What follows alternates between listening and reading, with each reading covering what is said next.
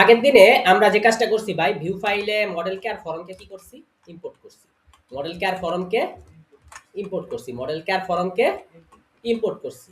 এখন আমাদের যে কাজ, সেখানে একটা ফাংশন বানানো, ভিউতে একটা কি বানানো, ফাংশন বানানো। তাই আমরা যে মডেলটা ইউজ করব, এই মডেলটা থাকতে গেলে কি থাকা লাগবে, log in required, log in থাকা লাগবে। দেখেন সব জায়গায় আমি এখানে যখন ইয়া করছি, সেখানেও দেখেন সবগুলা ফাংশনে আমি লগ ইন রিকোয়ার্ড রাখছি, রাখছি না?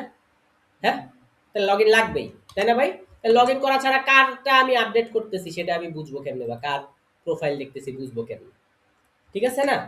তো এখন আমি একটি ফাংশন লিখলাম। এবার এই ফাংশনে আমি ফার্স্টে অ্যাড কথাটা লিখে নিলাম। ঠিক আছে, অ্যাড কথাটা লিখে তারপরে উইন্ডোজ ভি, তারপরে আমরা মডেলের নামটা দিয়ে দিচ্ছি। ঠিক আছে ভাই?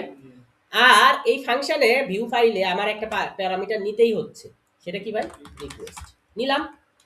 ঠিক আছে, ওকে। তো এখন আমার ফার্স্ট যে কাজটা, একটা ফাঁকা কনটেক্সট নেওয়া।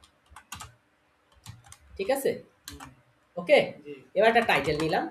টাইটেলটা আমি সাধারণত কি করি, এই ফাংশনের যে নাম আছে সেটা আমি টাইটেলে দিয়ে দিই। ঠিক আছে ভাই? এবার আমার কনটেক্সট অফ টাইটেল, এটাকে আমি স্ট্রিং দিলাম ইকুয়াল টু টাইটেল। ঠিক আছে ভাই? এবার আমরা হচ্ছে যে কাজটা করি, return render request, return render request.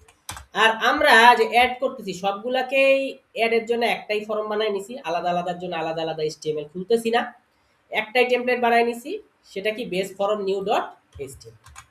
তো এটা এখান থেকে আমি কমা দিলাম, এই টেমপ্লেট নেমটা কপি করে দিই, এবং এই কনটেক্সটটা পাস করার জন্য আরেকটা প্যারামিটার আমি দেব কি, কনটেক্সট।